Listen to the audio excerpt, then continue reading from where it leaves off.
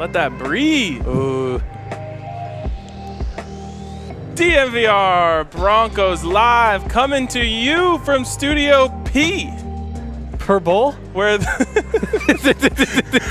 P stands for Podcast Row. Podcast Row, not per bowl. Down with Radio Row, up with Podcast Row. Wow. Great to be here. And also great to be presented by DraftKings Sportsbook. Wow, yes. America's top-rated sportsbook. Get over to DraftKings. Use the code DNVR when you sign up to get in on all their incredible offers. Henry. Okay. That was good. Yeah. Are you mocking me? No, I'm not mocking you. Nobody's mocking you. Okay. Want me to mock you? Sure, go for it. I pour my water into a water bottle because no free ads except for Contigo. That was really good. The top That's water what it sounds bottle like. alive. Yeah, that was Hey, great. what the hell? Are they Maybe I'm getting paid. It better be. Get a little side action. Better give me a cut for not telling. It is great to be here on Podcast Row. How many times do you think I can go the whole week without calling it the other thing? I feel like you're going to You forget. screwed it up this morning. I know. But I feel like that might have just been like a beginner's It was thing. kind of a warm-up thing. The opposite of beginner's luck. Yeah. We have some super exciting special guests coming on today. Or just per exciting. First of all, coming up in just a few minutes, we're going to have Annie Agar on. Yes. Annie Agar. Maybe make some jokes. She might be the funniest one on the show. Isn't that kind of crazy to think about? Maybe.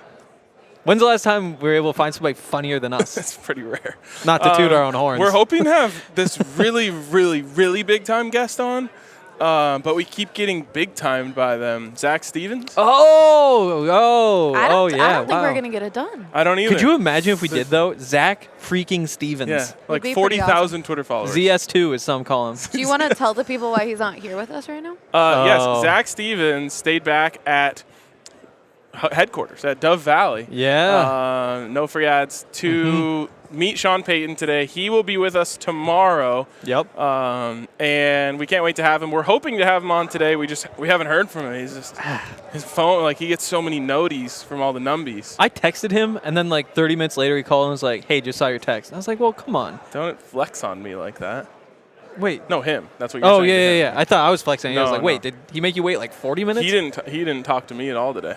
Really? Yeah. He missed Wow. out. He was having a good day. We've also got former Denver Broncos wide receiver Mike Pritchard coming on. Also, played for another place.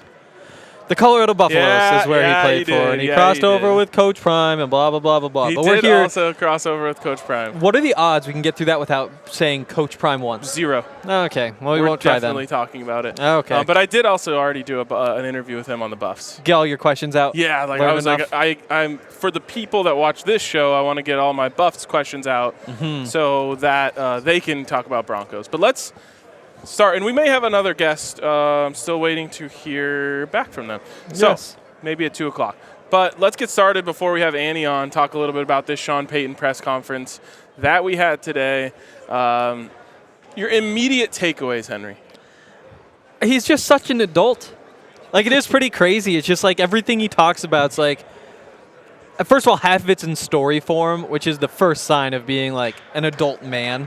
It's like, oh, you asked me a question. Let me answer with a story. And it's like, okay, but I like it. I like it, though. And he's like, the other thing is he's been around so long that he has, like, a lot of stories. So it's like, oh, here's a story that pertains to this. Here's the story of me and my kids jumping in on their bed above Bill Belichick's room at the Pro Bowl. And, like, here's the story of the towels that we had in the locker room. There's story. It's like, yeah, because you do have a lot of stories, because you've done a lot of things, because you're an adult. And I'm happy he's an adult. That is a hell of a observation.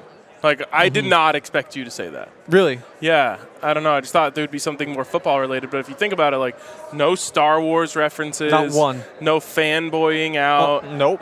He didn't say, like, oh, my God, I met Condi. It was so Wow. cool. He didn't, I don't know. He very much did seem like an adult. Almost, in my opinion, to a boring level. Like, it was just so professional. He seemed so comfortable. He was just there. He was just doing his thing. He'd been there a million times, quite literally. And it felt just like a normal press conference, not an introductory press conference. And I think that it just shows how, like, we've talked about guys who have been there before. But, I mean, even think about Gary Kubiak when he showed up in Denver. Like, he was still a relatively young head coach in the business compared to Sean Payton. And so Sean Payton goes up there today and just, I don't know, he just did his thing. Didn't seem uncomfortable at all. And I thought it was nice to see. Yeah, totally. And it all just felt so easy for him, kind of like you said. Like, he just belonged. You know, when somebody asks a question, it was like, yeah, there's the answer. Like, it's all just these simple stuff, but still just nice to hear. Like, oh, yeah, we're going to focus on the details, which is a thing that every coach always says. Always says. But then when he's asked, what are those details, he can just give you like 15 examples. Because for a lot of us, we hear, oh, the details. Cool, the details, whatever that means. And just have him be able to say, like, oh, I focus in on this. Or, for example, we talk so much about, like, you have the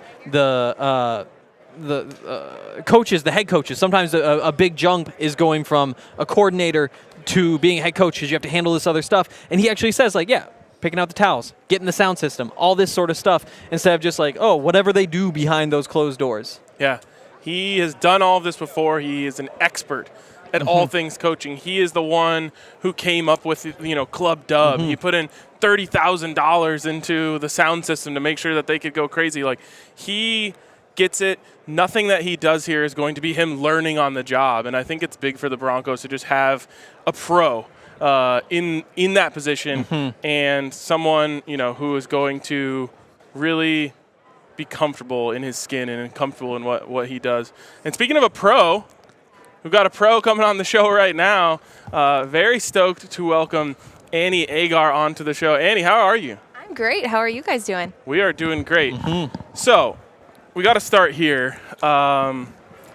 And this is a tough one for us. Like, it's been a hard time in the Broncos world. I'm just that curious. I've just brought light to, by the way. Yeah. I make it even harder. Oh, great, I'm sure. Where do the Broncos rank in the most memeable teams of 2022? It got to a point, the mid-season maybe, where I was so sick of saying Broncos Country, let's ride. And there are only so many variations of Broncos Country, let's ride, like Broncos Country, let's cry. And it got old to the point where I thought it ran into the ground. So I would say it's pretty memeable, I think, at this point. It was run into the ground, actually, before they even played a game. I thank Russ for that. Yeah, I would thank Russ. It's just like, you think it was hard for you. It was hard. We had to hear it every single press conference. I don't know how you did it. My favorite one is after the post-game interview when you guys lost and everybody's sad and nobody wants to hear Broncos Country, let's ride, and Russ still snuck one in there. As he's walking off the podium. That was just painful. Yes. Just painful. I think that was the worst. I think that so too. Was. Yeah, I would agree. That was the last one, by the way. Was it really? Yes. After that one, I think he retired. Sean, it. in his presser, he said Broncos Country, and I was like, if he says let's ride, this is the end of it Let right it here. die. And he didn't. He saved himself. So good job, Sean Payton. So, like, for you, like, your job is easier when funny things are happening in the NFL. Does that make you kind of upset that Sean Payton could potentially turn that around? Do you want Russell to be bad?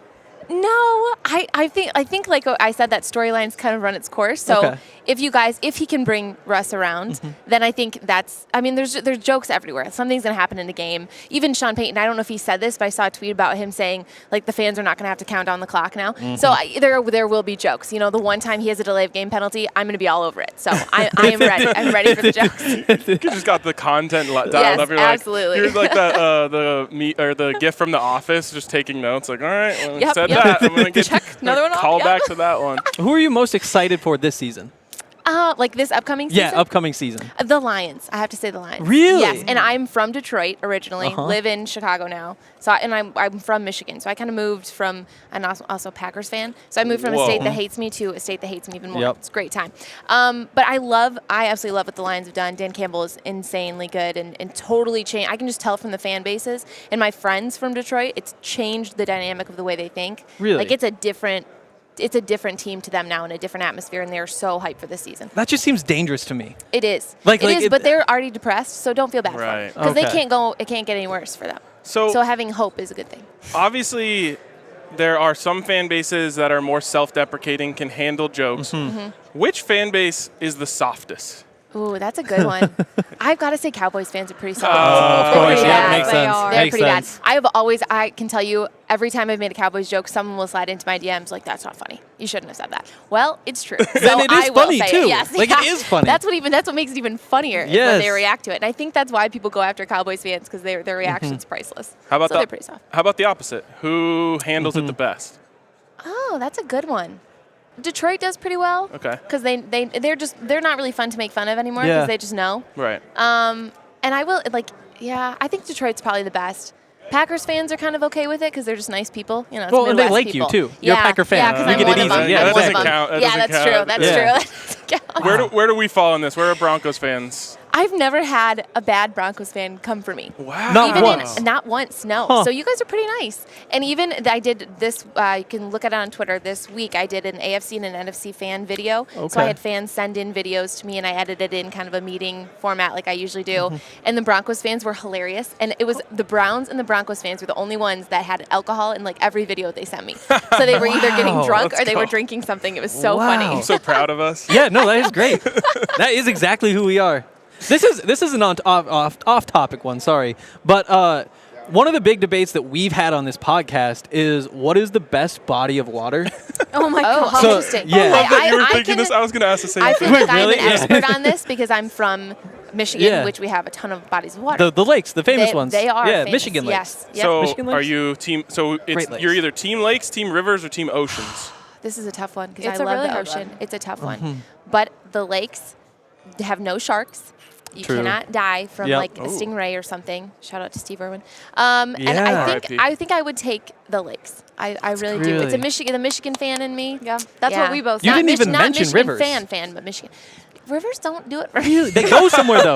Like the river. You can tube. Yes, but then if you drink all day, which I've done by the way, I've tubed Yeah. down a Oh, river yeah. drinking all day. You end up in a different location. It's wild. gotta That get is back. Then you true. have to somehow figure out how to get back, and you can't drive. That's It's a part of the terrible appeal situation. though. Like it's an adventure. Like you go somewhere. You go down the river. Like I'd there's a rather bear just on the sit in my shore. little Oh, inner there's tube trees. with my 2 little beers in the lake. That's one of the best okay. takes on this I've heard yet. Like a lake, you can do all the same stuff. You just need a It boat is. And to you like can help drink, you. and you don't have to go anywhere. Right, Yeah. then you're right back Yeah. where you started. You do need Absolutely. like a DD to go to a river. Yeah, yeah. One other Yeah. thing. I guess that- you can kind of drive a boat drinking, but it's not safe. Don't do Yeah. it, kids. Yeah, Yeah. Kids at home, Don't don't do drive. it. No. One other thing that we have to know from you: how many holes are in a straw? Oh, Yeah, yeah. this question. This question gets me. It keeps me up at night.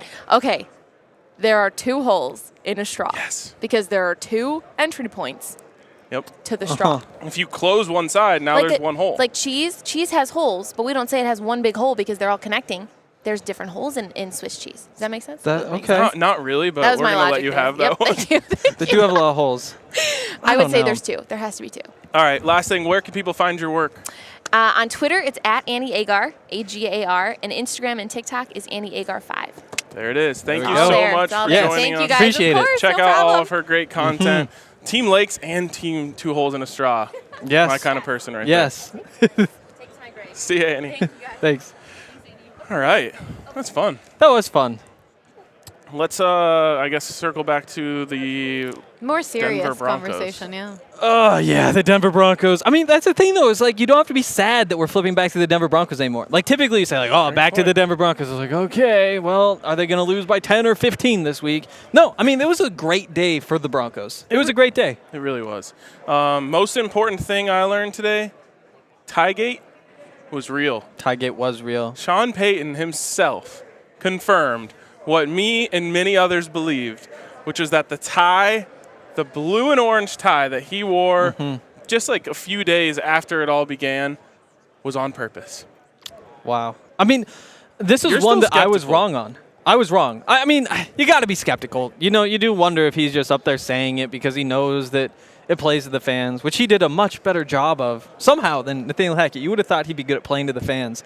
But there was like the Raider hate or the Chief hate and all that stuff. We can get to that later. But he said it himself, that the tie was orange and that he did it for a reason. I have to trust him. What did he say about, he also was saying something about the pocket square? Did you hear that? I mean, I just assume that was also orange. But he said like the pocket square is pointing up because that's the direction we're headed in. It was like and then that made me question everything. Yeah, I was like, okay, well now this feels like a bit. that's too far to me. Yeah. That was it way is. too far. We still haven't heard back from Zach Stevens. I know. Got big timed. I think he's ignoring us. We got big timed by Zach Stevens. Yep. Interview setting is on. We're ready We're just for him waiting Waiting for a click. We do have Mike Pritchard coming in a few 10 minutes, so that should be exciting. Should we do some ads? Let's do ads. There we go. This guy. It is tough not having guy Zach gets it. around. He I really know. keeps y'all in line. He does. That's why I needed him to come in and be like, "Hey, Zach, what's the rules here? Like, when do we do these ads?" First thing we do is talk about Breckenridge Brewery. I really could go for one. I know. We were talking about that right before the show. It's like, why don't we have beers here? And I'm pretty sure, like, there was like a tequila stand outside of where Pat McAfee and those guys were doing their show. There was? That's true. Yeah, there was like we should tequila. go. We should get as many people as we can to take a shot with us. But it's Or- not like That for sounds- everybody. It was like for sounds them. incredible. They just- No, it seemed Are like you an sure? activation to me. Oh. Yeah. I could be How many activated. people do you think we could gather together to take a tequila shot with Well, us? we have like open 20 space on easy. set, so if we send someone over there to get some, we could just do it on the show. Do you think they would let us? I do. I would let us. We don't have a tequila sponsor, so like we can give them that, and it's not a free ad because we're doing an exchange. For a shot? Yeah. Yeah. True. We can see if someone can go grab it. Maybe RG. I will say, though, in a perfect world, there'd just be a massive Breckenridge Brewery stand where That they is true. have Palisade Peaches. I just realized I've never said that one out loud. The Strawberry Skies, the Avalanche Amber Ales, the Vanilla Porter Juniors, so many different beers. And it'd be nice just to have your pick right here. But instead, we're scrounging around. Although we're in Arizona. But Breckenridge Brewery is awesome. Breckbrew.com. You can use their beer locator, pick up whatever beer is near you. Also, Jive Hive. Yes. If we were in the right area, Henry, we could have Jive Hive just drive over here and bring us some weed if we wanted right We now. could. Jive Hive loves us so much that I feel like they would just like drive to Phoenix. Whoa. They- In They could get here exchange in time like- for our show tomorrow. Yeah. They could. 13 hours-ish. I don't know. So special delivery from Jive Hive. I don't think, like, if we had beers, we'd get kicked out. I don't think so either. Blunts would probably do the trick. Yeah, this might be an anti-blunt sort of place. Yeah. I think anti-everything. I think we'd get kicked out real fast. Yeah, Arizona. I know it's legal here. Really. I would rather Probably not get on kicked out of Radio Podcast Row. Row, though. Well, we should be spreading the good word about Jive Hive so that the people of Phoenix can be asking Jive Hive to expand and start delivering here, because what they do is awesome. They bring you weed right to your door. You don't have to drive to go get it, which, you know, if you're interested, you might be in a state of mind where you shouldn't be driving. If there's bad weather, if you want more privacy, Jive Hive is an awesome option. You can go to jivehive.com. That's JIVEHYVE.com. Get your order delivered the same day, or you can schedule a delivery window. They'll be right there to say hi. So again, that's jivehive.com, JIVEHYVE.com. Thanks for taking that over. Yeah, I just handled that for you. That was great. Yeah. That's really, I know. really good stuff. That's what we do here. I We forgot have each that I other's didn't back. start that one. I know you did. I was just like, yeah, here we are. I was This like, is- hey, he's You were on a roll. yeah. He was Well, yeah. feeling it. You gotta take When those you're hot, you're moments. hot. Do we have Zach Stevens? No. I like how you asked as if like you knew the answer was yes. I'm just gonna keep asking until the answer's yes. Do we have Zach Stevens? Cody here says, I'm rooting for the Eagles for two reasons. One, I hate the Chiefs. Reason two, I want to see Ali Shotgun and beer on the show. I forgot that I You said that? chatted that in. I forgot that as well. So oh, whoever- chatted. That makes yeah. sense. Maybe it was Ali, but maybe it wasn't me. You know who else is cheering for the Eagles? Who? Sean Payton. Oh. Ever heard of him? Yeah, he said that was another thing he said today, and this is maybe important. It is very, very important. So he's going back out to LA today. He has his Fox show tonight. He has stuff with Fox Saturday and Sunday because his contract isn't up. Because if you haven't noticed, NFL season not quite over yet. That's what all this is. Once that's over, he's full-time Broncos. But he did say he is picking the Philadelphia Eagles because he can't pick the Chiefs anymore. So good. Yeah. It reminds me of a time not too long ago, Hank, when the head coach of the Denver Broncos said there's no room in the world to hate the Oakland Raiders, Las Vegas Raiders. Which is just wrong. We'll hate them whatever city they're in, honestly. It was a really bad take. And I love that Sean Payton came out on the other side of that immediately and swiftly. And I'm sure somebody told him, like, hey, this last guy said this. Don't do that. Like, just say you don't like these teams. Somebody. And we know the somebody. We know the somebody. And who knows? Maybe it was said and Sean Payton already knew. That had to be a key point of today, to be like, no, we're not doing this wishy-washy like, oh, we just want to go play football and do our best. No, you hate those guys. Yes, we all hate them, and we hope that they lose every time they set foot on the field. And with any luck, that'll start on Sunday. With any luck. We definitely want the luck part. Do we have Zach Stevens? He is asking for a link. Oh, we are getting closer to Zach Stevens. His time, his 5 his minutes window, to our next and guest. I already see our next guest coming. He might have to wait. Oh, he's gonna have to wait. Okay. Tell him we'll reach out in a bit. Maybe. Now he gets big time. Let's go. Got him back. Got him back, baby. We got him. Hey, RG. What? So over by the Pat McAfee set, they have tequila. I already told him that. Do you? Oh, okay. Oh. Well, let's see if we can do a team tequila shot. Yeah, I'm not sure if that was for everybody, but we're gonna find out. It would be neat. We're gonna find out. It would be neat. Yeah. So there we go. What were you gonna say? Oh, okay. I think we have our guy Pritch.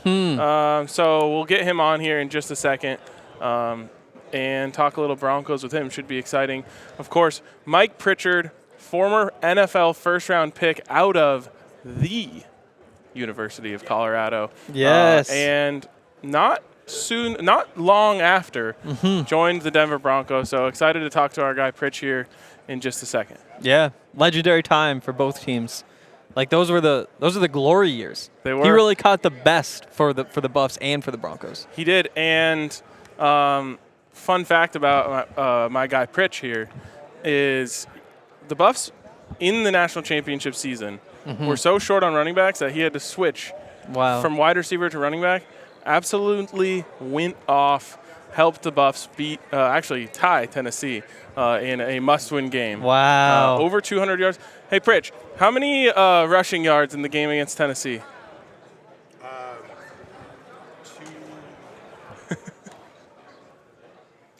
Over 200. If it starts with 2, it's I want to pretty good. say like 285 is what's coming to mind. No, too much. I'd say 290. We will Google it. Here he is, Pritch. How are you doing, man? I'm great, fellas. How y'all doing? We are doing bad. great. Right, sweet. I love the laid-back approach that you have. Oh, here. yeah, I It know. is much better. We like to keep it light. We're trying to get some tequila shots from over there. Okay. Yeah. All right, it's past lunchtime, right? I don't like our odds, but we're No? trying. Yeah. We're going to try and make it happen. Yeah, I mean, that might be tough. You need jackets. You need something to put them in, like to carry them through, though, right? Yeah, that's smart. That is smart. Yeah. So I'm not sure if you remember this. I'm pretty sure the day that COVID started, we were at the Westgate Sportsbook, and Chris Fuselier drove us to the arena for the Pac-12 tournament. Right. Yeah. Were you on that ride? I was in there. Yeah.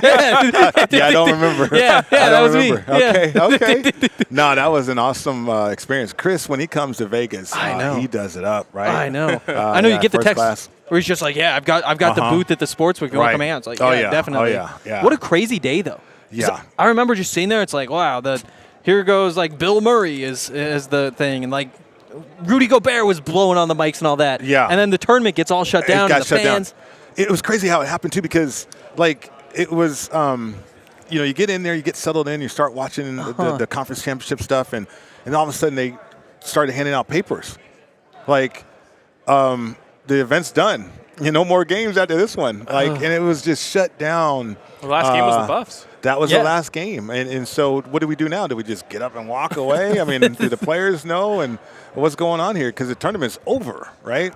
So weird. So that was very weird. That was very weird. A big day for the Denver Broncos today, introducing Sean Payton as their new head coach. Pritch, I'm just curious kind of your reaction to the hire and what it means for the future of the Denver Broncos. Well, it's encouraging. I mean, I think after the last few seasons for the Broncos, you get a guy like Sean Payton into the building to lead your team as a head coach is encouraging. And I think that's where the Broncos have to start at this point. Create any type of positivity, signs of optimism. Give the fellas some more confidence too, right? I mean, I think the entire organization, even the new ownership group, they're walking in and they're probably stunned at what happened last year. So you had to part ways with a coach, and nobody wants to do that. So I think it's encouraging and certainly a step in the right direction for the Broncos at this point. You've been in Vegas, obviously. But what's the reaction around there? Are Raiders fans upset about it? Are they making fun of him for trading a pick? You know what? Raider fans are upset at Mark Davis right now. I mean, the Raiders went to the playoffs, right? And then went backwards. Yep. They went backwards, and they supposedly upgraded talent with Devontae Adams, and you bring in Josh McDaniels, and, okay, he's got 6 Super Bowl rings, as an offense coordinator, but yet the pedigree's there, and you think it's supposed to be an upgrade over an interim head coaching situation, but the interim head coach led the team to 10 wins. Yeah. So I think Raider Nation is uneasy. Now that Sean Payton's in the division, they're more uneasy. He's still chasing Kansas City, though. The Chargers with a new coordinator and Kellen Moore, what is he going to do with Justin Herbert? So there's that thought process out there as well. And it looks just like what happened with Josh McDaniels when he was in Denver, where it's like chasing the quarterback out. Like there's this implosion that kind of goes on. It's weird. It's strange. Very, very weird. Now, and they did that by design, too, I think, because of the contract. I mean, they could cut him. Right before February 12th or something like that. Yeah, it's coming up. Right after Super Bowl. So, or they can trade him. I think they've been trying to find trade partners for him, or he's trying to do it with his agent. We'll see what happens. But yeah, you're right. I mean, that was a conspiracy. I mean, think about it. Yeah, I mean, Carr couldn't win in that situation. Probably couldn't unless he went to the playoffs, and obviously the Raiders didn't do that. So. We'll see what quarterback they bring in, but nobody in Raider Nation right now is confident right now. Speaking of quarterbacks, obviously Russ was an issue for the Broncos last year. I'm curious what you thought was the big issue there, and if Sean Payton can get that turned around. There's several issues. One, I think the biggest one would be, is he coachable? And answering that question. I have not seen a quarterback fall off like that. I mean, from the level that Russ was at, with a different team, I get it. But to fall that badly, I mean, he hit his backside twice falling. So I don't think he's coachable. I think he's in his own, because he's got his own people, right? He's got his own process now. It's nothing.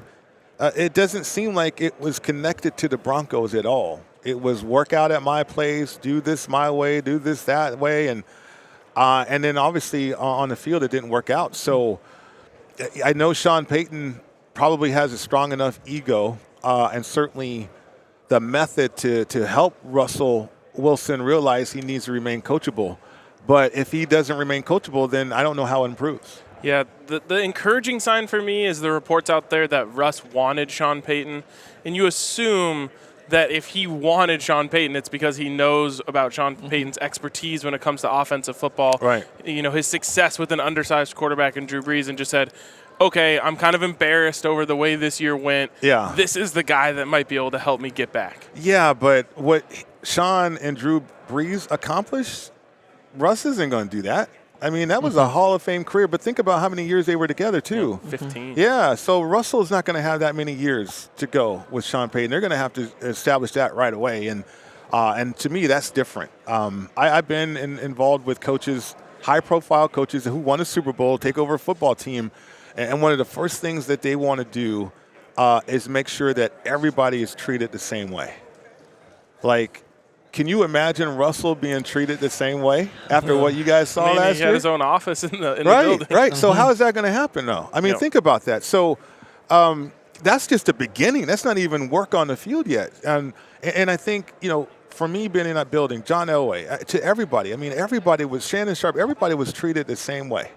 And Terrell Davis, those are superstars, right? And TD said the same thing. Yeah, everybody was treated the same way, and because it's a team game. It's no one individual. And I think Sean Payton has his work cut out for him to get Russell to conform to that or to understand that again. I mean, if he can do that, then I think they hit the ground running, and I think Broncos and Broncos Country will be happy about the results after that. And it almost feels like Sean Payton can't jump in and have everybody act differently and behave differently. Like, you almost need John Elway to say, no, I am going to do this extra work. Like, I am going to be just one of these guys and accept that role. That's as much as the problem is Sean Payton coming in saying, do this. Yeah, I mean, but being coachable, you can do by example like that, right? But being coachable too, though, is more than just showing up, though. I mean, it's being humbled in front of people. Like, no, Russ, that was wrong.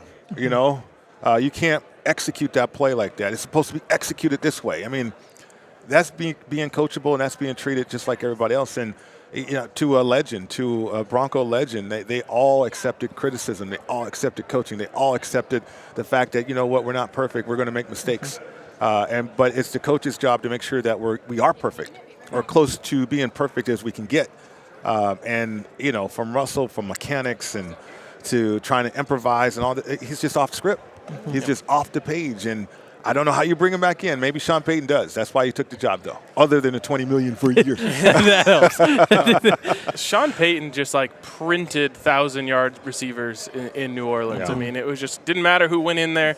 They were succeeding. From a receiver's point of view, one, why do you think that's so successful? And two, if you were a Jerry Jeudy, a Cortland Sutton, a Tim Patrick this offseason, what would you be doing and studying to make sure that you're kind of ready for what's coming? Yeah, it's a great question. I mean, I think, in today's NFL, if you don't get 1,000 yards, there's something wrong with you, really. I mean, between the 20s, it's so wide open. They don't even press you anymore. They can't do the things to disrupt your route anymore.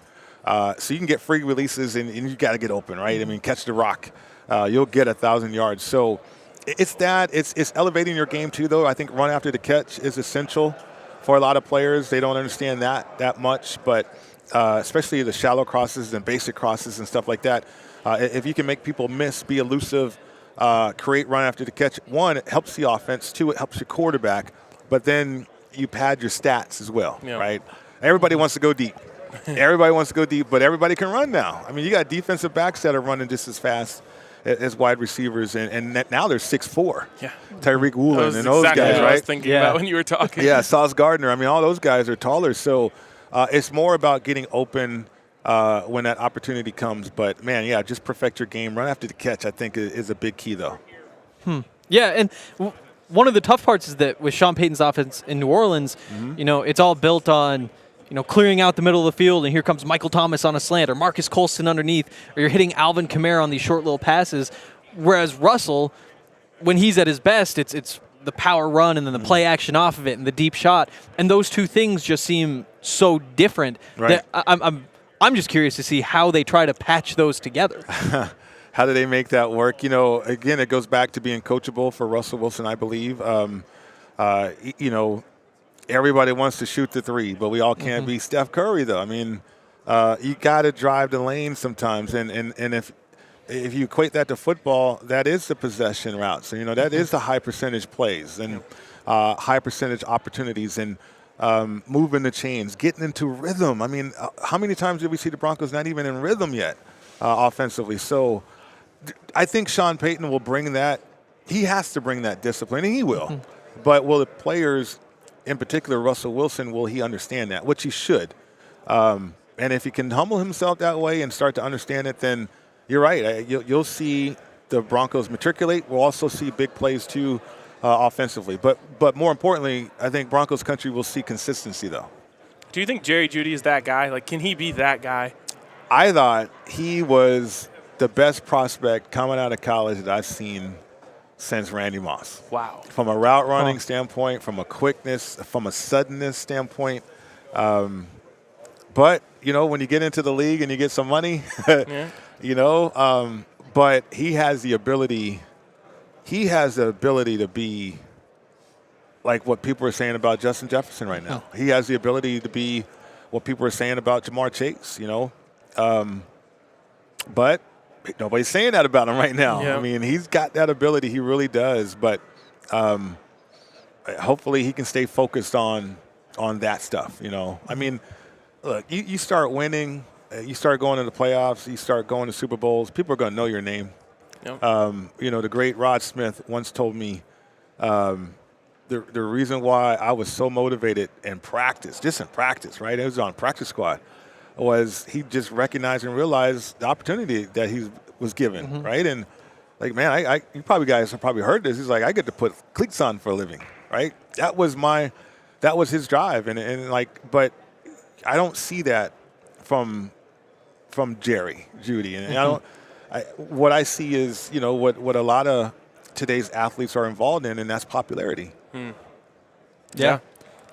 What is the biggest difference? And maybe it's different now, but going from college to the NFL as a wide receiver. Everybody's good. I mean, in college, you know, not everybody's good in college, right? And so a lot of times, you know that you're better than that person, and okay, you're going to have a higher level of success than that person.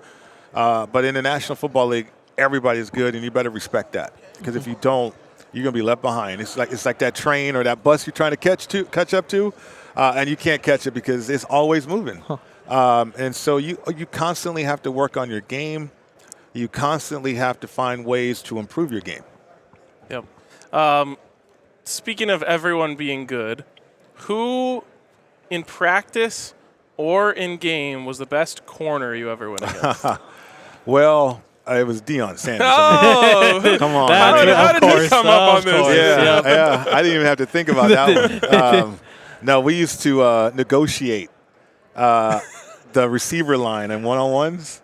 Because you get up there and, okay, you don't want to go up and you see Deion, he's about to get the next rep, and so maybe your shoelace gets untied, and so you say, hey, why don't you take the next rep? Because you wanted to go up against Deion Sanders because he was going to make you better.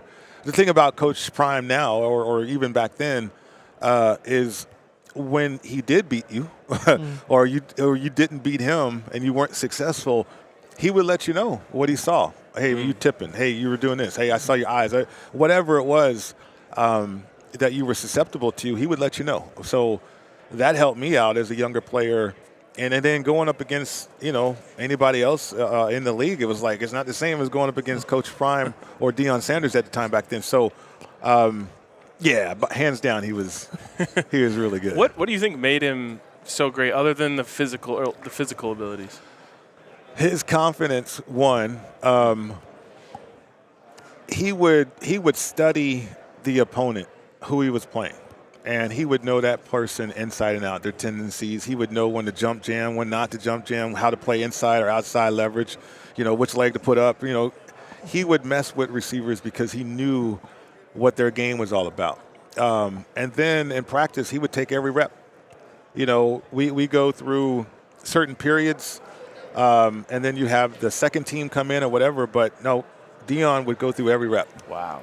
So his conditioning was top-notch too. So he was always faster than everybody, but then, to remain fresh, to go up against Jerry like he had to go up against Jerry Rice twice a year, he was mentally and physically ready for those challenges. It seems like a lot of that applies to being a coach too. Like if you're spending time studying opponents and knowing how to use your feet to get inside them or outside, not let them do what they want to do, and that all does seem like it could be useful going forward at CU too. Well, yeah, absolutely. I mean, I think he's developing edges for players and helping players understand how to not watch tape but study tape. And not a lot of people do that. Like we'll watch a game, and I'm sure a lot of people in the audience they'll watch the All 22 or whatever. What are you studying? The All 22, right? And so there's a big difference in that, and I think those tools will be conveyed to the fellows up there at CU, and that'll give them an edge. When we were successful at CU at Colorado, our coaches, even as a wide receiver / running back, I mean, I knew what the defensive line and the fronts were. Excuse me, I got a cough. Pretty good. You need some water? Wow, I do. Should have a water bottle over there somewhere. Yeah. Wow. You're good. We'll get Pritchard water here in a second. There we go. Help that guy out. That was pretty good. Yeah. Great job, Emma. Yeah, Thank definitely. you very much. Definitely. Anyways, yeah, I mean, it's interesting to hear that stuff about a player who's so talented. And I think that is the difference between someone who is good and someone who's great. It's the combination of the physical abilities and the work ethic. I mean, I remember sitting in there with Aqib Talib, and I thought Aqib was one of the guys that people thought maybe coasted off of his physical abilities. But this dude, if you got him going, like, I remember, some of the games they were going up a wide receiver. He would be going up against a wide receiver, and he would be sitting there on Friday just telling me like everything, off the record, but just like anything and everything about this wide receiver. He's like, oh yeah, watch, if he lines up like this, he's gonna do this, and I'm gonna hit him with this. And it was like, wow, this dude's preparing so hard. And when he talks about rookies, he would just be like, yeah, he could be really good. He just if he prepares hard enough. That is kind of crazy. You don't think about it, especially with cornerbacks. Right. Well, a lot of people think it's such a physical game. Exactly. But it is part of that. I mean, Dion, 6'1", 6'2", long arms and really quick feet. But on top of that, it's the knowledge of it too, though. Yep. Right. So I've been talking a lot this morning. Yeah. He was on for that was like 3 hours. Yeah. Well, we'll let you go on this one. We have to ask this to all of our guests. Oh, yeah. Rivers, lakes, or oceans? What's the best body of water? Oh, good Lord. Rivers, lakes, or oceans? Best. Okay, put it in context. What do you mean best? Like your favorite? What could you not live without? Oh. Or just like you're spending a day on the water. Where are you going? Okay. Well, because, if I'm fishing, I want to find a good lake, right? Okay. Although I've been to Yellowstone and I did some fly fishing in a river. Yeah. Have you ever done the deep sea fishing? I have. I'm about to get to that. I'm about to get to that in the ocean. So in Cabo, in fact. The deep sea fishing, and then certainly off the coast of L.A., but I got a little sick. I got seasick, though. Oh, so that's out. Yeah. Yep. I think a lake. Let's go. Because you can Lakes put a are nice coming house nearby. Yep. True. You can camp out. Have your own dock out there. Yeah. Docks are nice. All right. Before you go, just Yes. let people know where they can find you. You had a great show earlier today. I know. You can find me at VSiN.com. I'm the lead NFL analyst at VSiN. VSiN.com, VSIN.com. Or you can follow me on Twitter at Mike Pritchard. All right, there he is. Pritch, thank you so much for your time. No, yeah. Sorry about the coffee. No worries. We appreciate you, and we'll talk to you soon. All right, see you later. There he is, Mike Pritchard from VSiN. Check him out. Got great stuff going over there. Obviously, we love getting with DraftKings, getting on there, and Pritch has great advice on that subject as well. Oh, yeah. All right, Allie, I ask you one more time. Zach is here and he is ready. Do we have Zach Stevens? No way. We got him. Is it the real one? But give me a second. All right, we'll get Zach on. And that's It's going to take me a second. You guys should talk about a great partner. What do we got? Well, You're supposed to be ready for this. we were doing the same thing. One of our many great partners, and there are just so many. It is crazy to think about how many awesome partners we have. We have so many. 1, 2, 3, 4. This is actually DraftKings perfect. Sportsbook. DraftKings Perfect Sportsbook. segue. Yes. What do we? Let's see. I don't have any good bets going with DraftKings Sportsbook right now. Actually, I do. The Pebble Beach, the tournament. So remember, I had bet on all of the partners of all of the relevant people. So Greg Penner's partner, Condi's partner, Josh Kroenke's partner, Schoolboy Q's partner. And there were actually 1 or 2 of them who were in the running, and they were like crazy payouts. So you can do the ads. I'm going to see if I won money. All right, Henry is going to check to see if he wants money. Shout out to DraftKings Sportsbook, America's top-rated sportsbook. Right now, you can get $200 in free bets when you sign up and use the code DNVR. It's a great deal. It's the best way to experience the Super Bowl. Is not just to watch, but also to bet on it. So check out our friends over at DraftKings Sportsbook. Did you win? My guy Brendan Wu. Yes, of course. Finished second. And you had him to win? I had him to win. It was a $10 bet that paid $9.10. Dude, don't you think the whole tournament should be void because Greg Penner had to leave? He was going to make a run. Yeah. He was due for a run. Because he was probably what? He was probably like 20 over? Yeah. I mean, he just had to go 40 under. 40 under. That's, you got an eagle every hole, couple double eagles, and you're in. Wow. Also, speaking of eagles, go Birds.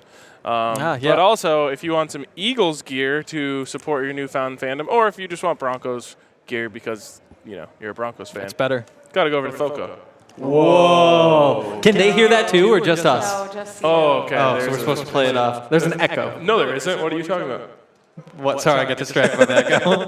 Anyways, get over to FOCO. Use the code DNVR to get 10% off everything over there. Wow. And Not get some bobbleheads, get some other stuff, get some you could get like this background, but Broncos style. Yeah. Pretty sick. Or Rockies, or Avalanche, or Buffs, or Eagles. Eagles. All right, are you ready to Sounds bring like him on? war. All I'm right. sorry, that's going to be annoying. Finally, so just let Zach talk. We have Zach Stevens big time. Big time. Zach, my guy. It's hard. Our guy. You're a hard guy to get a hold of.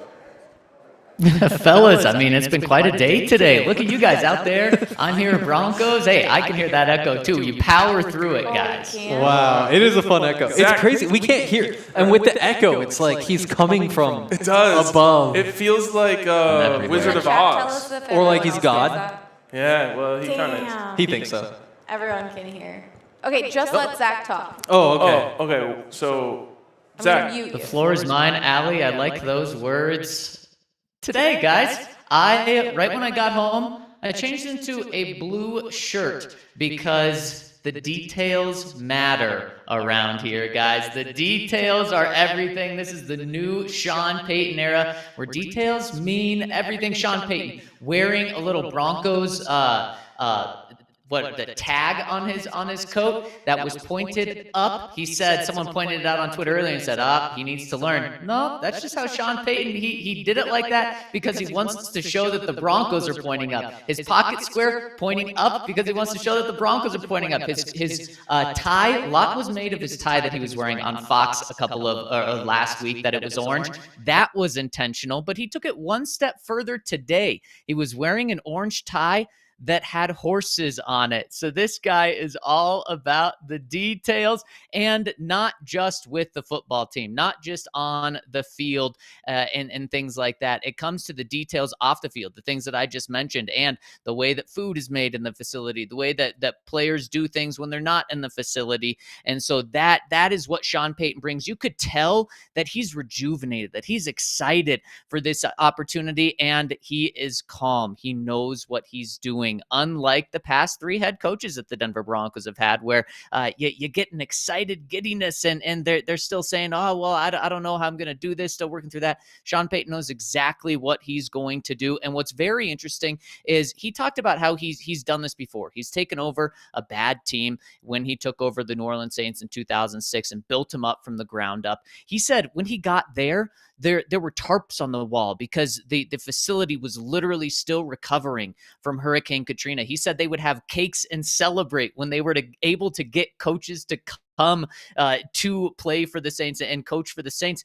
This is a much different experience, obviously, because the Broncos have all the resources in the world. Their building literally isn't falling apart like it was in New Orleans. So as tough of it as it seems like he's taking over of a situation, it's much easier than one that he's been in before. And a couple of other things. George Payton and him, so far, guys, it does seem like that their relationship is good for George Payton. That's huge for George Payton because one of the things that he said was, I've been made out to be this tyrant that wants all of this power. And that's not me. I don't necessarily want all of this power. And he said that him and Mickey Loomis worked together for 15 years and never had a big problem when it came to an issue. So I think that's key, and their relationship together is going to be key moving forward. Yes. Okay, cool. Echo's back. The echo's back. Well, we prefer the echo. Wow, that was so much good stuff. One question. Did we ever figure out what the blue detail means with the shirt? Hold on. Do you want Zach back? Wait, Yeah. is Zach gone? He's gone? Give me 1 second. Oh. We got to figure out the echo, guys. This is I like that the this echo. might not be the best Everybody idea. likes the echo. We were thinking that we weren't going to be able to see or hear Zach at one point. We're like, we still want to do the interview. That's how much we wanted Zach on. Why do you think blue was the color of the shirt? Just for Broncos? There has to be something deeper. Because the sky, which is up, and the Broncos are pointing up. Oh, and I was thinking because that's where he's speaking to us from. Oh. Yeah. No, he doesn't want to be on a pedestal. He doesn't? That's what he said. Wait, no, Sean doesn't. Zach does. Zach does, yeah. Zach of course. absolutely does. There's nothing he'd like more than a pedestal. You guys are making me seem like a tyrant with this power. He's talking. If we don't want an echo, you're not going to be able to hear. So I'll repeat. What do we do? Do you want the echo? Yeah, just echo it up. Oh, we love the echo. Love the echo. Zach, People can you hear do us? not like the echo. I got you. I've been talking to myself. That's all. What were you saying? Was it? Let's just trust that it was you guys are interesting. making me. You guys are making me seem like a tyrant, just wanting all of this power. It's a little unfair, but I'll take it. All right, Zach, this will be our last thing because I guess the people don't like the echo, even though it makes us all sound divine. Oh. Yeah, exactly. Oh, that's incredible. Just your feeling walking away from this. A lot of times there's just a vibe in the air when you leave a big press conference like this. So when you left the facility today, what was on your mind? It's kind of a big exhale of, okay, they finally got someone in place that's going to move this team and organization in the right direction. And that's just something that the Broncos have been missing for a long time. There was a lot of excitement with Nathaniel Hackett, and excitement's great. But then it was, a little unnerving about what was going to happen. Now there's an adult in the room. Sean Payton's got control of things. And I was surprised at how little he talked about Russell Wilson. And that makes me think that they're not fully committed to Russ for the very long term. And that's not the reason for very long term. They're committed to him this year. But that's not the reason why Sean Payton took this job, is because he sees an opportunity to turn Russell Wilson around. He was given multiple opportunities to talk about it. He touched on it, but then would move in a different direction. I just think that is so interesting because it's the complete opposite of last year, where everything was being built around Russell Wilson, not just the football player, but the person. In fact, when we had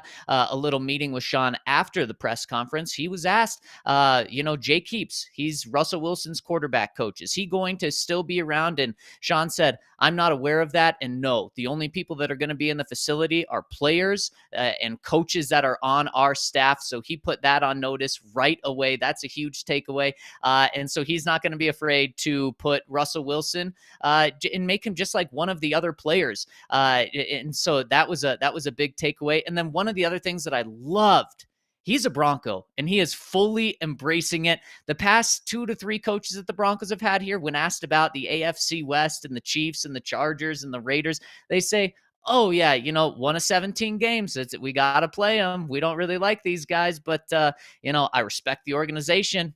No, that's not what it means to be a Bronco. And today he said he is cheering for the Eagles. He wasn't even asked about it. He went out of his way to say that he is cheering for the Eagles this weekend because you never want the team in the AFC West to win. He said a perfect weekend is when the Broncos win and the other 3 teams in the AFC West lose. So Sean Payton's here. He's putting his foot down with how fans and players and coaches should talk about their divisional rivals, and then also putting his foot down with how special treatment won't be given. A bombshell. That is a bombshell. A Zach bomb at the end of the interview there. A Zach attack. That's why you bring him in. That's why you bring in Zach Stevens for bombshells like that. Hopefully he'll show up tomorrow because we've been having the time of our freaking lives for 2 days, and he's just been missing out. Are we saying bye to him? We are. Okay. Bye. Bye, Zach. I was like, we were going to actually say bye to him, but... Yeah, bye. But yeah, it's going to take an hour to catch Zach up on everything that's happened over the past 24 hours. It's been wild. Allie had to turn the car off because it was making so many wrong turns. Oh, no. Stop. That's true. There were so many wrong turns that she was like, we got to restart this thing. It was like the old unplug it, plug it back in. It's not a self-driving car. No, but it was like she blamed it. Allie really hates that you've talked about this. Every time you say it, she hates it even more. She does. You're not telling the story correctly. It's not. Allie, this is a equal opportunity podcast. Tell your side of the story. Yes. Okay. Well, should I bring my face back up wherever it is? It's on your head. Oh. Really? I didn't know my face was on my head. Thank you. We were driving a rental car, and you were, to be clear. Yes, I was. And the CarPlay stopped working, so Ryan was trying to figure it out, and Ryan was struggling big time. It took him 20 minutes to get it done. He did figure it out, but because of that, difficulties. It was working before when I was in the car. Then I turned the car off because they couldn't get in because the freaking trunk wouldn't open without the car off, which was weird. True. So then we turned the car off, the trunk open, they got in. So then when we were driving and we stopped, I was like, maybe the CarPlay will work if I turn the car off, since that's when it stopped working. So that's when I turned the car off, but we took a lot of wrong turns. That was just on us because we couldn't figure out the directions. We didn't have the directions. Fair enough. All right. Good defense. So, should we hit ads first? Yes. Let's get. I think we're good on ads. Wait. So, oh yeah, we are, aren't we? We're good. Oh yeah, big day. All right. No ads, which means we can. No ads. Dave says Allie owes Hank a pie to the face. That sounds pretty fun. Did you see what I said? Yum. All right, we have one more guest now. I said so yum. now, since we don't have to do ads, we can bring directly on our good friend Lindsey Jones. Some would say a Denver legend, Lindsey Jones. That's me. I say it. Yeah, see, Henry just said it. We got there we go. If I can get this. Boom. There we go. Professional. Denver Sorry. legend Lindsey Jones, All according right. to Henry. What's going on, guys? What's up? How are much. ya? Good. How are things? Good. Apparently, like the news is here. I don't know. We all missed. Yeah. Yeah. We all left. We all left We before left the Zach excitement behind. in Denver. And it ended up being a good decision for us because now there's a spot for you on the set. Lovely. Well, thank you guys for having me. Sorry, I'm like playing with my mic here. Oh, no worries. There we go. We can start with an easy question. Is Sean Payton going to fix Russell Wilson? I mean, I think of the people that were available and could potentially hire in the cycle, I think he was the one guy who was the best shot to do it. Yep. I really think the only person who's going to truly fix Russell Wilson is probably Russell Wilson. Yeah. And the thing that I'm intrigued about this partnership is that Sean Payton is the one guy that was out there and available. And honestly, I mean, there's probably a really short list of guys that maybe weren't available that you might have wanted to reach out to, who can have this like authority to come in and tell Russ, this is how it's going to be. This is what we're going to do. This is what you need to do. And one of the things that I'm intrigued about this whole thing is that, I mean, how many times have we read or have we heard Russell over the last how many every year say that he wants to play like Drew Brees? Yeah. And he doesn't. He's not Drew Brees. That's not what he does Yeah. best. Like That's him not really his at all. style. And Sean Payton can say, hey, man, you are not Drew Brees. Doing it all This is wrong. not- so let me coach you. Let's find what you do best. Let's accentuate the things that you can do well at your age now, and let's stop making you pretend to be somebody that you're not.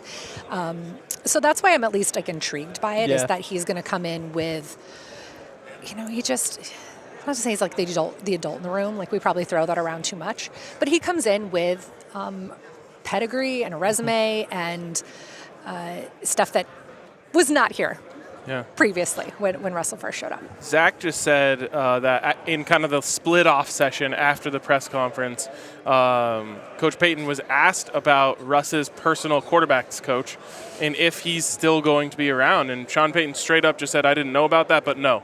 The only people that are going to be in this building are people that, are on this staff. I mean, and that's, that probably is going to be a good step, right? Is that once you're in the building, and that's not to say that like Russell can't do what he wants to do all off season and have maybe on a Tuesday, an off day, if you want to go and do a throwing session or you want to go, but, and he can say this, look, he said, I coached a Hall of Famer. We won a Super Bowl together. I coached one of the most prolific offenses in the NFL in this version of the modern NFL. And like Drew Brees, Hall of Fame quarterback, he didn't need all of this stuff. Yep. And he was in that elite stratosphere of celebrity quarterbacks, not quite in the Russell Wilson. He's in his own category. spot. Yeah. I don't private security and stuff. I don't think Drew Brees necessarily had, but that's that's what he can do. He can come in and say, we're going to do this. And Russell Wilson, despite the contract, like I don't really see where he would have a leg to put his foot down and say, no, I'm keeping it the way it was, because what did they do last year? Yeah.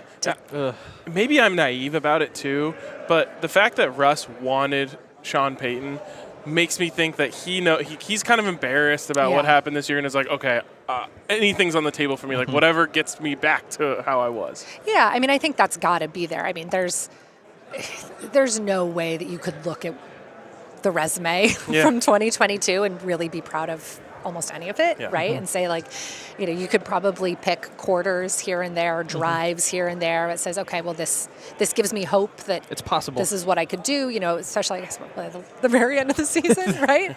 Although we should not get sucked into the Drew Lock of it all, of like one great game at the end of the season and everything's going to be awesome. False positive, as Vic Fangio would say. Right. But yeah, I mean, I'm sure he looks back. I'm sure he's embarrassed. I know. I can't imagine that somebody has the competitive spirit and ego that he has looks back and is like happy with anything that they put on film last year. Totally. And I mean, even worst case scenario, like he just wants to play out the contract. He's happy. He just wants his money. Like you still cannot just be taking that beating from social media and from the fans and all that for 5 more years. Could you imagine going through that? Yeah. And he's such an interesting character, right? Like, and we call him a character because, like, I don't know if any of us really know him. Yeah. You know, you get these little glimpses, and the first time I ever met him, the first time I interviewed him was in 2012, and he was probably 6 games into his rookie season, and he was very similar to the same guy now, just not the level of fame, right? Yeah. He wasn't married to Ciara. Yep. He had started 6 games or whatever, but he was very much that, like, I'm polished, I will not say anything off script. And so you'd have to get really hard to get just these little, like, authentic nuggets out of him. So he knew about the NFL script all the way back then. He did, right?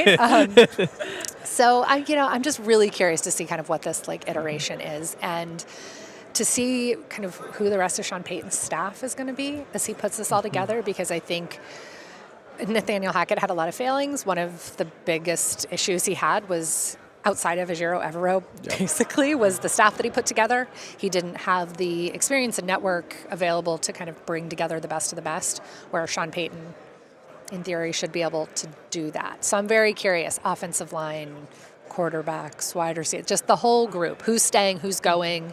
Are they going to bring in some better teachers, better leaders than maybe the last staff had? Are they going to play Quizlet? I think he actually made it pretty clear today that they are not. like I think he almost specifically said, like, yeah, I know, like, the young guys, like, they coach or they teach a certain way. You know, I'm kind of old school in some ways. Like, he almost specifically said, we're done with that. Yeah. Well, I did say one of my first things when Sean Payton, I texted, I said, so can we get our media room back? After Hackett turned the media room into a player's lounge. Yes, and game room.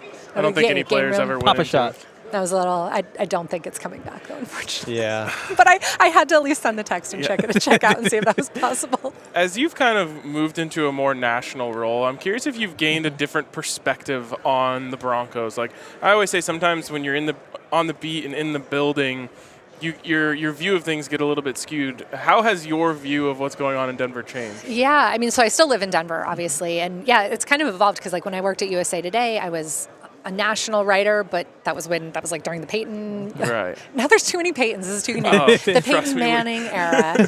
And so they were, I felt like I was kind of still on the Broncos beat just because they were the most relevant team in the AFC, and got to stay home and cover them a lot. And then, over the last couple of years, it's been this weird, like, slide to irrelevancy. And that's weird because the Broncos have never been in that position before. So, that was part, I think that was part of it. It kind of been hard to, I think maybe nationally, that's kind of how we looked at the Broncos, where it's like, well, they're not really good, but they're not really bad. And then they're bordered on really bad for a little while. But, like, bad boring, bad boring is the worst kind from, like, a media perspective, where, if you can be, like, a complete dumpster fire, then at least it's interesting, right? And the Broncos kind of weren't in that realm either. So, I think it's been just kind of trying to focus in, like, what are the Broncos, where are they really? Like, a reality check for where is this franchise? Because I think in the building, and I think even sometimes, like, in Bronco, in Denver and metro area, there's still this idea of, like, the Broncos are not one of those teams. Like, they're not the Jets or not the Raiders or, some of these other teams that have been in the playoffs for a really long time, or, missteps all over the, but, like, the Broncos keep firing coaches. They keep running through quarterbacks. Like, functional model franchises don't do those sorts of things. So what we really need to see now is Sean Payton's stick, right? That we're not back here having a intro coach press conference again in, I mean, God forbid, 12 months, but let alone even, like, 24 or 36 months. Like, there needs to be stability. There's now ownership stability. There now needs to be head coach and quarterback stability. I was thinking, like, there's people out there that cover the Steelers, and they maybe have been covering them for, like, 50 years, and I've covered more introductory coach press conferences in the last 3 or 4 years. It is ridiculous. Like, it is easy to think, like, oh, they're the Broncos, they're just fine. Like, they're coach away, they're quarterback away. But you also look, and they're playing, the Chiefs and the 49ers play this week. How many 49ers would be the Broncos' best player? Oh, sorry. The Eagles. How many players do they have that would be the Broncos' best player? Like, George Kittle, Patrick Mahomes. Like, the star power just isn't there for the Broncos right now. You have Pat Surtain. You just don't have the juice. Yeah, and that's really going to be George Payton's challenge now, is to get the roster to a point where you can compete with those best teams. And I think going into last season, the thing that always kind of gave me pause was right after the Russell Wilson trade and those months going in. Like, I remember I went up to training camp a few days and like, it was exciting. Like, you know, it looked like a competent offense and red zone drills and stuff. But there was all this talk about like Super Bowls, and it was like, can this team compete in the AFC West first? Like that is literally like what they need to focus on. And which wasn't even as hard as we thought it was going to be, and they still couldn't do it. Yeah, and so, you know, I think those steps are still what needs to happen now. And it's, you know, look, I know there's a lot of people in Denver who won't be super happy watching the Super Bowl this weekend and, you know, having to see the Chiefs on this stage again. You know, the Chargers obviously made the playoffs this year, and it's a long climb still. I mean, the roster needs a lot of work. Coaching staff needs a lot of work. Image-wise, I think they need a lot of repairing to be done, credibility within the community, those sorts of things.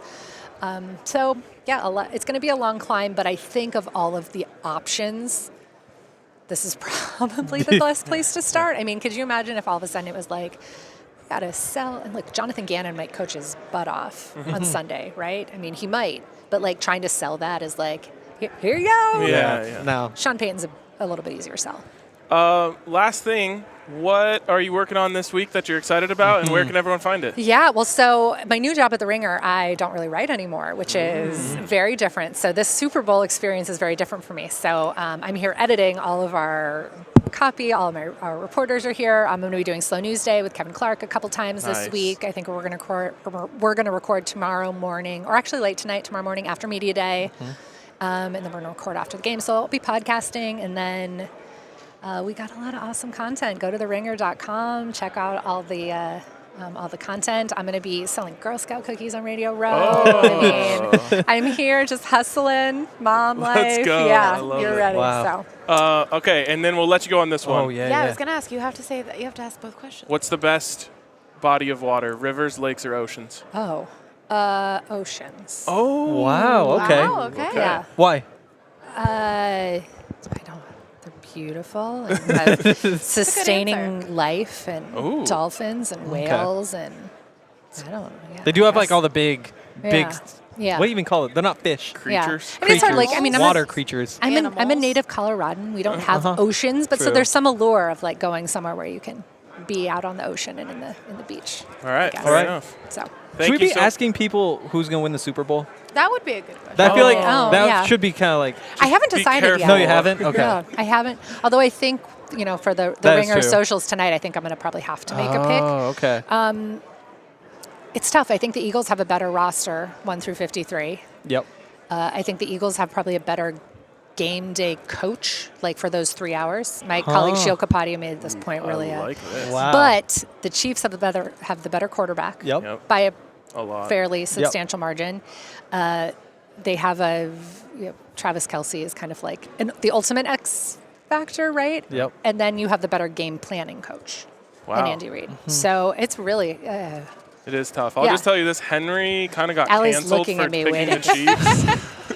Yeah, I picked the Chiefs, and Yeah. now I'm Yeah, the bad guy. he's the ba- like everyone Broncos hates fans, him. Broncos fans should know better than anybody. No, that Yeah. the Chiefs don't are do really this. good. Don't do They've this. won 15 in a Here row. he goes Like again. It's gonna I'm be supposed to really say that team's interesting. going to lose. To Yes. see Andy Reid against the Eagles. Oh, and I see mean, what there's happens. like the in terms storyline of is awesome. the storylines, and these Yeah. are the right two teams that are here. Yeah. Right. I mean, I think there were times during the year where like you could have made a really strong case that the Niners deserve to be here, that they should, you know, or the Bills or the Bengals. And I think if the Bengals would have won that game, that would have been fine. It would have been like a good outcome. But I think ultimately these are the teams that were the best in the AFC, the best in the NFC all year long. And I'm kind of with you. Like I made that mistake for a long time of like, oh, Tom Brady, I'm going to bet against Tom. I'm Yeah. going to pick against Tom Brady. Like I don't know if I like have it in me to pick against Yeah. pick against that No. guy. Yeah. But the Eagles are the better roster, top to bottom. So Easily. Do you think it'll be high scoring? Would you take the over? what is the total, I don't or know what is it the right over now? is right I think it's at 50? Yeah, right around 50 and a there. half maybe? Ooh, I don't know, 27, 23 is under, I think. I guess I would probably take the under just by a little bit. I feel like Okay. they always start slow in Super Bowls. Like everyone's a little bit yeah. That's afraid really to true. force the issue. These are two pretty good defenses. in For terms sure. of- yeah, I mean, I think we could see some turnovers in this game. Like we could see some like awesome interior defensive line play. Which, It'll be fun. 50.5. what a game for it too. Like when the edges Yeah. are just containing the quarterback anyway. This is the game where Yeah. you need those guys. Yeah, give me some Chris Jones. Like Yes. that'll be fun. All right. So I guess I'll probably change my mind like 16 times before Friday. I just cannot pick against Mahomes yet. Yeah. I right there I with you. can't quite get myself there, but we'll see over the next All right. the next few days how everybody's looking. I also want to see how healthy the rest of the Chiefs are. I want to see how his ankle is. I want to see if Juju's going to play. We know Mecole Hardman's not going to play, but he needs some more help. All right. Well, Lindsey, thank you so much Yes. for joining You're us. welcome. For the great Thanks for insights. having me. We'll be looking out for you on Slow News Day, and we'll check out the Ringer. Sounds good. Thanks, All guys. right. See you, Lindsey. All right. All right. Great slate of guests today. What a great slate. That was fun. We've been going for an hour and 15 minutes already. Should we try to go 15 more? No. Okay. Yeah. I think There we're we go. Okay. Allie, how are you feeling? I know you were kind of hoping that Lindsey was going to pick your Eagles. No, Oh. I'm You were just like, you were waiting with bated breath over there. No, I was just interested. I love the hate. Keep bringing the hate. Oh. See, because I talked to a Chiefs Everyone's fan today who was like, Oh. everyone's picking the Eagles. Oh, no, I've not seen a single person pick the Eagles. Everyone's picking the Chiefs, which is fun. What are you gasping Super about? chats. Oh, we got one. This Did is our someone first one. super chat saying, don't forget the super chats? Oh, No, we no, did no. have another No, one. that would be a We good have super two. chat though. Well, I guess we're going 15 more minutes. What do we got in the 15 super more chats? minutes. Do you think the super chats will take this long? No. Is it just the one? There's two. Oh, Okay. Hey, RG. What? My bag? Oh, do you have a... Wow, okay. What are I don't you know what this doing? could be. Super chats. I'm Okay. scared. What All are the right. super chats? Tiffany says, Flores or Desai? Desai. Who do you prefer? Flores for me. I lean Flores Yeah. just because he seems like the known quantity. Like he's gonna come in, he's gonna blitz, he's a good defensive coordinator. The personality stuff he wears on people, I'm not sure. He might not be a home run hire, and I think that there's a real chance that Sean Desai is as smart as everybody says. You know, what was it, Masters from Columbia? It's one of the big name Wow. schools like that. And I mean, DB's coach for the Legion of Boom, has been a coordinator, still only 38, 39. I mean, there is a lot to like about him. Flores just seems safer. All right. I like Flores because Lindsey said it. Bad and boring is a terrible place to be for a NFL team, and Brian Flores' defense is exciting. It is exciting. What do you have? We got a lot of people in the chat angry at me saying, don't stop with that underdog BS. Oh, because Whoa. everyone is picking the Eagles. Well, okay, The favorites. Everyone that I They're have favorites talked to. I think -1. Yep, -1.5. Everyone that I've talked to hasn't picked the Eagles. So. Wow. Yeah. Oh, okay. We got. Let's go. We're going Doing one more it again. Yes. Throwing it back to the OG BSN Broncos podcast days. The Wow. homie BK. First time, long time. Yeah. Thanks for having me. It's actually not first time. No, well, in this iteration, I guess. It is, it I'll is. play Zach Stevens. So I'm going to start to ask a question, and then one of you be Greg Penner. Ooh, yeah. I want to be Greg. Wait, I want did to be Greg Greg. Penner interrupt Zach? Yeah, Yes. you missed that during the Sean Payton press conference, which, I was trying to book esteemed guests like yourself. well, no, I get that. But Henry and I obviously watching Yes. every second of it. Well, except for when it was cutting that out. the internet allowed Yes. us to. But yeah, in the middle of, they hand the mic to Zach because Sean Payton finished his answer. So Zach starts to ask his question, and then Greg goes, well, hey, let me finish it. And Zach goes like, and I texted him. I said, don't worry, you'll get it in there. You'll get your question asked. And he did. He did. He did. He That's repped perseverance. DNVR well. Because I was not there, KOA didn't ask a question. Oh. They did get it. They did. There were plenty of KOA representatives there. Oh, yeah. And they did sit down with Coach that you will hear on the KOA Sports But they Zoo didn't this ask any afternoon. questions the whole time they were sitting with him? No. Yeah, exactly. looked at each other. Well, look, you guys saw it, and Every time he finishes talking, they just go like this. we do need to prepare ourselves for not as many questions. It's not going to be a lot of Wednesday, Thursdays where the 12 people there all get a question. It's going to be about similar to Russell Wilson, 6 or 7, because Sean Payton, while he's not necessarily overly long-winded, not 10-second answers. And I get this as an introductory presser, but Sean knows how to filibuster a bit, similar to, say, Mike Shanahan. Like, he will get whatever he wants to get to, he'll get to.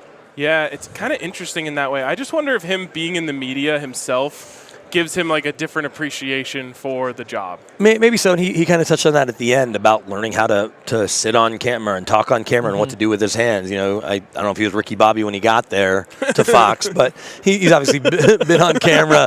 He's been on camera plenty. The one thing that you know about Sean, and talking to people in the building, you know, kind of getting the second and third hand about the first interview, Sean's very confident in who he is, as he should be when you have the track record of success that he has and the pedigree working with Bill Parcells and then what he and Drew Brees were able to do with the Saints for all those years. There's a confidence that should come with that, and he exudes that. And we also found out about his attention to detail. And Bill Belichick is all famously, right, we always hear about his detail. Well, they both come from that same Parcells tree. So while Sean's personality is maybe not as abrasive as Bill's or caustic as, rough around the edges, he's still going to make sure every stone is turned over, right? That no stone is unturned, I guess is a better way to say that. And he knows exactly what he wants to do. I remember for all of the criticisms of Tim Tebow, the quarterback, the Tim Tebow leadership stuff, what always stuck out to me, he said one time, a leader not only knows where they're going, but they know how to get there. And I think Sean, he knows a path to success. Will it all work with Russell Wilson and company? We'll find out. But if anyone out there right now that isn't named Kyle Shanahan or Sean McVay has a good chance to get it going with Russell Wilson, Sean Payton is at the very top of the list, and he was obviously the only one available. And I think Broncos Country, after seeing him today and going forward, will continue to rally around that idea, and then they'll play games, and we'll find out how it actually works. And so many coaches talk about attention to detail. It's just constant. I mean, even Nathaniel Hackett saying attention to detail. But for Sean Payton to come in and say one of the things that Bill Parcells taught him was that you know what looks wrong. Like, you can see what isn't working and fix it. And then to go and give examples of the details that he wants to fix and some of that sort of stuff, it just feels so much more real. Like, he knows what the details are and can teach the details. Well, and we may have seen this with Dan Quinn, if he would have been hired, Jim Harbaugh. Guys that have been in that position before know how their week goes. They know how not only each practice week goes, but they know starting in the spring exactly how they want their spring program to go through the end of OTAs and minicamp in June, and then how they want to ramp things up through training camp. And I know it's changed a little from, maybe when Harbaugh was there, and even in recent years since DQ hasn't been a head coach, and now Sean taking a year off. But there's not going to be any, hey, let's try this, or I remember this from when I worked there. I've always wanted to try it. Everything that he's wanted to try for the most part, he's tried. Doesn't mean he won't listen to new ideas, or if somebody says, hey, well, this really worked, or this works with this guy, or this set of players, whatever it may be, that he won't evolve. But we will not see the same training camp we saw last year. I don't think the emphasis on recovery days will be there the way it was. Yeah. And I think fundamentally what Nathaniel Hackett was doing made sense until you don't win and guys keep getting hurt. Right. That it just doesn't add up. But I think the Rams approach training camp similarly. I think the Packers approach it similarly. The Rams or the Vikings, the Niners. But they all had more success for the most part. Obviously the Rams, not this year withstanding. Do you think Broncos fans are safe to be excited again? Like, I'm speaking from my own personal experience here, where it's just like, I feel afraid to be excited about things because we were so excited last offseason that now you have to take this guarded approach to everything. Yeah, there's a cautious optimism, right? That you're like, oh, can we get there again? I think yes and no. And the reason I say no is because as we look to our right, there's Patrick Mahomes just over our shoulder. I'm so glad he's not looking at me. Well, right, he's looking. No, you know what though? But that doesn't mean he won't throw it this way, right? Yeah. Because even though he's looking with his eyes to the left, we know that Patrick, similar to a really good point, or similar to Nikola Jokic, can see guys all over the field in this case. Don't compare those. So, no, I don't think it's a terrible comparison based on. There are some similarities. One is a good person. One we can love. One we embrace. The Mahomes-John Elway comparisons are still the best comparisons because of the way they're built, the way they play, and he's just an evolved version of John. Jokic's comp is Manning. Danny Manning? Jayhawk legend Danny Manning? I get it. But you can't say Peyton anymore because there's 17. Yeah, I know. Imagine being somebody, and I'll get back to your question, but being at the ECL training center, hey, who are you doing that for? I got to do this for Peyton. You're like, they're like, okay. Megan Payton? No, which Peyton? Yeah, Megan Payton needs this done. Wow. I thought you meant Peyton. Oh, George. Oh, wait, sure. Yeah, they could open a law firm, right? Payton, and Payton. I'd use it. The reason you don't want to be overly enthusiastic is because that guy is still here. And we know that the Chargers are going to be competitive. The Raiders, we'll see. Aaron Rodgers is up there. That's a different conversation for a year or two. It's not long term. But the other side of it is, I understand, and we're looking at 13 months ago. We're 2 days away, 2 days and a month away from when Russ got traded on March 8th, my anniversary, as I am able to remember that date. Day before my birthday. Day before your birthday, and Kenny Smith's birthday is March 8th as well, from NBA on TNT. Anyway, as my anniversary was ruined, and then you think about how football season got ruined for so many Broncos fans. But regardless, the enthusiasm, which I think was justified, right? I don't think the enthusiasm was misplaced or inaccurate. No. You were going based on 10 years of Russell Wilson in Seattle, and the idea that Nathaniel Hackett, coming in as an offensive coach, having spent 3 years around Aaron Rodgers, been a coach, the coach's kid and around football his whole life, that this has a chance to be really, really good. And we know it wasn't, but what isn't talked about, and I've talked to 50 people since I've been here, and everyone's like, what's going on? What's up with Sean and Russ? There's not enough emphasis on the amount of players that were hurt and which players were hurt. Yeah. It doesn't mean they were going to win the Super Bowl. No one ever cares about that. I get that. I get that they don't. But if we go look at these rosters of the Eagles and the Chiefs, I guarantee you, if we look at their 22 starters from Week 1, if it's not 18 to 20 that are still out there on both sides, you go back to Super Bowl 50. The Broncos not only had all 11 starters from Week 1. Derek Wolfe was suspended, but he was a starter. Yep. They had all 11 defensive starters and 5 of the top 7 backups. So you had Omar Bolden and David Brutenrout, but everybody else, Shaq Barrett, Shane Ray, Todd Davis, all Shiloh Kao had to play more because of that. But otherwise, because of Bruton's injury, you had 15 of Bradley Roby. So you had 15 of your top 17 guys with all your starters there. Health really matters. Yes. And so I don't think they would have won a bunch of games. I don't think they would have been in the Super Bowl, but they would have won 2 or 3 more games if they just had Garrett Bowles all year, and Javonte Williams all year, and Tim Patrick all year, and Justin Simmons for the 5 games he missed. Yep. He ties for the lead in interceptions in the league. He plays all 17 games. He probably sets that record by a wide margin. So it's not the reason they didn't win, but it is a factor. People don't want to make excuses, but it all factors in. So you get these guys back healthy. You hit on some draft picks. I was talking with a friend of ours that's from Denver that is in town, doesn't really cover the teams. And he's like, what moves is George Payton made? I go, well, do you like Damari Mathis? Baron Browning, when healthy, at 3rd round. Quinn Miners is your best offensive lineman. But Damari Mathis is a bona fide starter. You've got the 2 best young corners in the league. The Russ trade on its face right now doesn't feel great. Talk to me in 3 years. Yeah. So you're going to have to continue to hit on these. Again, that's a long answer to, I think you can be cautiously optimistic. Yeah. I don't think you get a Super Bowl 58 tattoo with a Broncos logo yet, Ryan. I wouldn't do that. Okay. But if you do, I'll support it. I don't like how I'll support the tattoo and the enthusiasm, but I don't think it's the best idea. Right. I just don't like it. the LVII. It's just too many eyes. Yeah, a lot of eyes. Maybe the next year? No, so L-X. No, L-I-I-X. No, yeah, just LIX. no, 9 will be LIX, yeah. That'll be 9. 59 would be LIX. That's right. That's licks. Yeah. That is, I don't like that one either.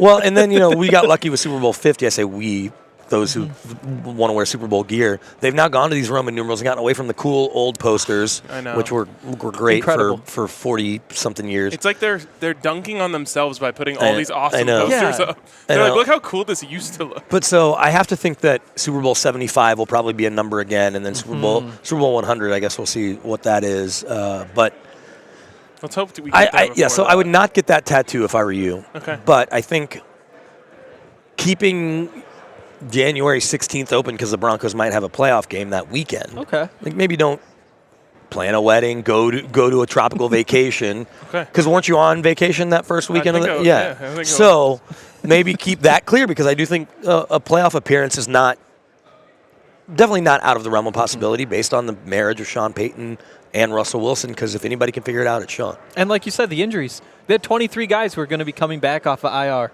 They had $40 Sort of. million more back. Sort of. I mean, some of those guys just won't be here. I get you. Nah, Ronald there's Darby that. will not There's be here because that. Damari Mathis. But There's that. But But it's almost like a second That's a free crazy agent number, class. right? Absolutely. And I think priority number 1, signing Draymond Jones.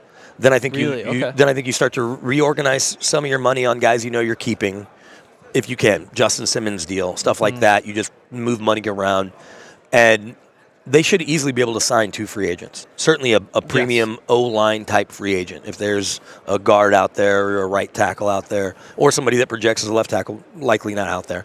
And then another, similar to DJ Jones, K'Wan Williams, $10 million. Without even looking at the numbers, that should be easily done that you re-sign those guys. Yeah. All right. I mean, sign free agents like that. What's the best body of water, rivers, lakes, or oceans?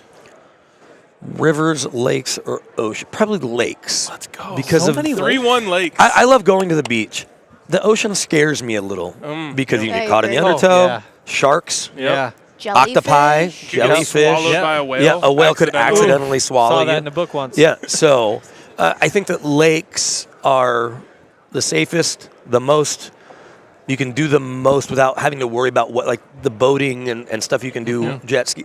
You try some of that stuff in the ocean, it could go sideways. It could. I saw a video of a boat capsizing just today. Wow. wow. This is twice now that we've had guests come on and not even mention rivers. Yep. Like it's like it's a just so two-horse irrelevant. race. Henry's a rivers guy. I'm a big 'Cause river guy. Rivers are relatively dangerous when the speed True. picks up. Yeah. Let's not Part talk of about the the ones fun. that have piranhas. That's its own thing. That is. Or those But organisms that it's can cool to, swim like, up. Not my river. Look, it's cool to hang out and Oh. fish. Oh. I'm not a fisherman or a fly fisherman, No. but it seems cool. Yeah. It's a bit relaxed. You're not like You can people do that at a lake. right? But people that like right. You can do that. People that like Different, fishing though. will do it, but nobody's like, hey, let's go get out and go jet ski on a river. Yeah. True. Or get on the boat and water ski or wakeboard Yeah. or wake surf, which has become a big thing. And It's Annie just such an Agar had a adventure. great point. She said, you know, She if you knows s- she's from where they have all those lakes up Yeah, there. she's like, if you go down a river, then you have to find a way to get back to where you started. Yeah, you have to have somebody at the end. There's a lot more planning. Yeah. A boat, you can leave from the dock and come back to the same dock pretty easily. You could adventure, actually though. go from Colorado to here on a river, though. That would have been Wow. an You interesting need a way fair to amount of travel. Getting water. tougher and tougher. Yeah, It seems is. faster to just take a plane. Probably. It That's was what I faster. did. All right, Yes. BK, we appreciate Hey, you joining thanks us. for having me. This That is segment was like as long as some of our whole podcasts were. yeah, crazy. well, because it was about just getting them out there, and now everything's about shorter content. Like my, As we're finishing up Yeah, an they're like, hour hey. and 45 No, but minute they're like- podcast. I was told by my bosses, like, hey, get a bunch of 90-second, 2-minute interviews. I'm like, okay, There you great. go. Like, Easy I can peasy. do 100 of those. Yep. It's way easier than saying, hey, do you have 14 minutes to come talk to me about the Broncos defense? Yep. And Russell Wilson. All right, BK, we appreciate you coming Thanks, on. guys. We'll see you around. Keep up the great work. Thank you. You too. All right, I assume we have one or two more super chats to hit on our way out. Then we got to clear Yes, the set we do. for We our have PHNX one guys. more. Henry. What is Darth, he doing? Darth Schwartz Schwartz? says Henry has great hair. It would look great in a visor. Oh Are my you? God. Am I muting it? Do I mute you? No. Look what I found. The Oh. only visor in the my. entire mall because they're sold out because everybody wants a Broncos visor. That's why there were no I thought others. you were gonna like pie me in the face. So this is a. Oh, This No. is you a think he was upgrade. hiding a pie in his back? Yeah. I would have Really? eaten that thing. You don't have to take that off right now. We can deal with the Okay. tag. Put it okay. on. We'll deal with the tag Put later. it on. Oh, okay. Well, I could have muted you. That's fine. People will be okay. Wow. Also, is Darth Schwartz you? Is that your sister? Darth Schwartz is not me. Also, visors are meant to be worn with headsets. Not sure if you've heard. This actually, he looks like It's a a coach. look. I'm telling you, it looks good. We got the solo shot on Hank. The right plastic, now. yeah, they're telling me to leave the plastic. Like, it does make it look a little silly, but The whole thing's kind I'm of like, silly. I'm like a unicorn. I have to say, you look like you're supposed to wear a visor. I'm telling you, no, visors look good. Visors look good. This is crazy. No, it's actually just the way that. Wow, I've caught up Now on my that you feet. Now see- I can see myself for What the do you first time. What do you think? I think, like, again, this is a good look, With especially the for a headset, coach. it goes That's what extra I'm saying. hard. That's what I'm saying. The headset with the visor is perfect. I can't believe I'm becoming a fucking visor guy. Want to try it on? Maybe tomorrow. Okay. Maybe tomorrow. I have to like sleep on it. What are think the about odds Zach saw this? 0. it. 0. 0. Yep. Oh, Jesus. That's so aggressive. That and Felt like you violent. push it So in. Yeah. Like it feels like it's just Camera. sticking into my brain That right now. looks so Well, good. it kind of did. There's still a piece of plastic in there that's just pressed in your forehead. That'll wake you up. All right. Wow. Wait, you guys haven't talked about the super cool thing we're doing on Wednesday. we are doing something super cool on Wednesday. We're and it's not advisors? just having sweet guests on Radio Row, because a little insight for you guys. The later in the week it gets, the better guests come to Radio Row. It's true. But today's guests were amazing. But I'm just, of course, today's Incredible. guests were amazing. But, Incredible. That's just kind of the way things work on Radio Row. So beyond that, we are going to Illegal Pete's for a meetup here in Phoenix. So if you are in the Arizona, Phoenix area and you want to come hang out with us, Illegal Pete's. Allie, do you have any more details on that? Like where? On Mill in Tempe. Illegal the Pete's one we went on to. Mill Ave 7 in o'clock. Tempe. We have eaten We there. have been there. I It's like a good that one. spot. There's a yeah. graphic on the screen so they can see Oh, everything. they can see it. Nice. Some of you guys have asked, so we are having that meetup on Wednesday night. Super excited to hang out with some of you guys and eat some delicious Illegal Pete's. And Yes, it's an we are. all-city meetup. So we got our CHGO guys, we got our PHNX guys. Yes, you can get therapy by hearing the PHNX guys talk about how down bad they are. Yep. Give us a like on the way out also. I You're can't at look at you because I 181. like the way you look in that hat. I look so freaking good. 181. Can we get to 200 before we end the We show? got to get to 200 likes 200. before we end the show. If we do, I'll wear the visor tomorrow. Yes. But you only have like 10 seconds, so. Yep. Come on, like it up, like it up. There's We'll peek again tomorrow. 570 of you in this chat. Come on, throw You can us do a it. like. You can do Appreciate it. everyone who tuned in today. Huge thank you. All right, let me just make sure I can remember all of our guests. We had so many. Huge thank you to Annie Agar, Mike Pritchard, Lindsey Jones, Brandon Cristal. We did it. We got them all. What a day. Oh. Zach Stevens Numbies. We Big forgot about time Numbies. Damn it. Zach How do we forget about Stevens. him? And he's going to be here tomorrow. Yeah, we're going to have to face it. What time does he land? 12:30. He's gonna have and to our call. show is at 12:30. The 1. show's at 1. He's going to be so freaked So out. He hates frazzled. that stuff. He hates that so much. It's going to be a great show. Leave a comment in the chat, like post chat, letting us know if you think we should wait for Zach or just start the show and let him like run onto the set all Frazzled. Yeah, like John Elway sitting in that chair, and then Zach has to just join the show. Nothing confirmed. No, that's not confirmed. That's just a random name. Don't get your hopes up. Marquez Valdez Scantling. He won't be there either. No, probably are not. 5 He's away. a We little wouldn't- busy. We wouldn't He's a want little him. Actually, busy this I would week. just talk shit.